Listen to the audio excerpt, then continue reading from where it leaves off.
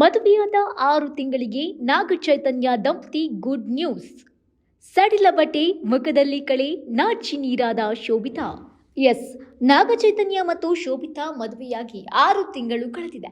ಇಬ್ಬರು ಅನ್ಯೋನ್ಯವಾಗಿದ್ದಾರೆ. ಎಲ್ಲ ಹೋದ್ರು ಎಲ್ ಬಂದ್ರು ಇಬ್ಬರು ಒಟ್ಟಿಗೆ ಹೋಗ್ಬರ್ತಾರೆ. ಹೀಗಿರುವಾಗ ಈ ಇಬ್ಬರು ಅಪ್ಪ ಅಮ್ಮ ಆಗ್ತಿದ್ದಾರೋ ಅನ್ನೋ ಪ್ರಶ್ನೆ ಉದ್ಭವವಾಗಿದೆ. ಹೌದು, ಸದ್ಯಕ್ಕೆ ಈ ಜೋಡಿ ಬಗ್ಗೆ ಗುಲ್ಲೆತ್ತಿರುವ ವಿಚಾರ ಅಂದ್ರೆ ಈ ದಂಪತಿ ತಾಯಿ ತಂದೆಯಾಗ್ತಿದೆ ಅಂತ. ಬಟ್ ಈ ವಿಷಯ ಅದೆಷ್ಟು ಸತ್ಯ ಅಂತ ಗೊತ್ತಿಲ್ಲ. ಈ ವಿಚಾರ ಎಲ್ಲಿಂದ ಸ್ಟಾರ್ಟ್ ಆಯಿತು ಅಂದ್ರೆ, ನಾಗಚೈತನ್ಯ ಎರಡನೇ ಪತ್ನಿ ಶೋಭಿತಾ ಸದ್ಯಕ್ಕೆ ತಮ್ಮ ಉಡುಪುಗಳನ್ನ ಧರಿಸುವಾಗ ನಾಜೂಕಾದ ಮತ್ತು ಸಡಿಲವಾದ ಬಟ್ಟೆಗಳನ್ನ ಧರಿಸುತ್ತಿದ್ದಾರೆ. ಹಾಗಾಗಿ ಅವರ ಅಭಿಮಾನಿಗಳು ಇವರಿಬ್ಬರು ಪೇರೆಂಟ್ಸ್ ಆಗ್ತಿರಬಹುದಾ ಅಂತ ಯೋಚಿಸಿದ್ರು. ಬಟ್ ಇತ್ತೀಚೆಗೆ ಮುಂಬೈನಲ್ಲಿ ನಡೆದ ಕಾರ್ಯಕ್ರಮವೊಂದರಲ್ಲಿ ನಾಗ ಚೈತನ್ಯ ದಂಪತಿ ಭಾಗವಹಿಸಿದ್ರು. ಈ ಕಾರ್ಯಕ್ರಮದಲ್ಲಿ ಸಮಾರಂಭಕ್ಕೆ ಮಾವ ನಾಗಾರ್ಜುನ ಕೂಡ ಬಂದಿದ್ರು. ಕಾರ್ಯಕ್ರಮದಲ್ಲಿ ಶೋಭಿತಾ ಬಹಳ ಸುಂದರವಾದ ಸೀರೆಯನ್ನ ಉಟ್ಟಿದ್ರು.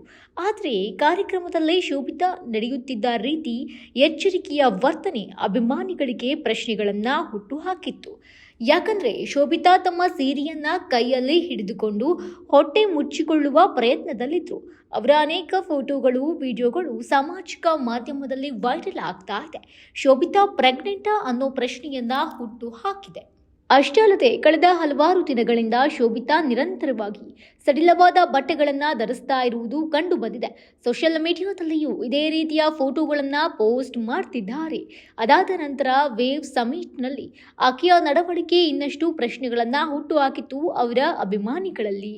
ಮದುವೆಯಾದ 5 ತಿಂಗಳ ನಂತರ ಶೋಭಿತಾ ಗರ್ಭಿಣಿಯಾಗಿದ್ದು ಮಗುವಿನ ಉಬ್ಬನ್ನ ಅಂದರೆ ಹೊಟ್ಟೆಯನ್ನ ಮರೆಮಾಚಲು ಪ್ರಯತ್ನಿಸುತ್ತಿದ್ದಾರೆ ಅಂತ ಫ್ಯಾನ್ಸ್ ಕಮೆಂಟ್ ಮಾಡ್ತಿದ್ದಾರೆ.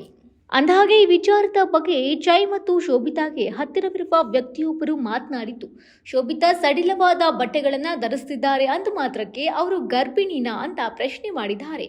ಅದಕ್ಕೆ ಸ್ಪಷ್ಟೀಕರಣ ಕೂಡ ನೀಡಿದ್ದಾರೆ ಶೋಭಿತಾ. ಈ ಸಂದರ್ಭದಲ್ಲಿ ಗರ್ಭಿಣಿಯಾಗಿಲ್ಲ ಅಂತ ಹೇಳಿದ್ದಾರೆ. ಈ ಒಂದು ವಿಚಾರಕ್ಕೆ ಬ್ರೇಕ್ ಕೂಡ ಕೊಟ್ಟಿದ್ದಾರೆ. ಒಟ್ನಲ್ಲಿ ಚೈ ಹಾಗೂ ಶೋಭಿತಾ ಆಪ್ತರು ಕೊಟ್ಟ ಸ್ಟೇಟ್ಮೆಂಟ್ ನಿಜಕ್ಕೂ ಅವರ ಅಭಿಮಾನಿ ವಲಯದಲ್ಲಿ ಬೇಸರವಾಗಿದೆ. ಜೂನಿಯರ್ ನಾಗಚೈತನ್ಯ ಅಥವಾ ಶೋಭಿತಾ ಯಾವಾಗ ಬರ್ತಾರೆ ಅಂತ ವೇಟ್ ಮಾಡ್ತಿದ್ದಾರೆ fans. Entertainment bureau, national TV.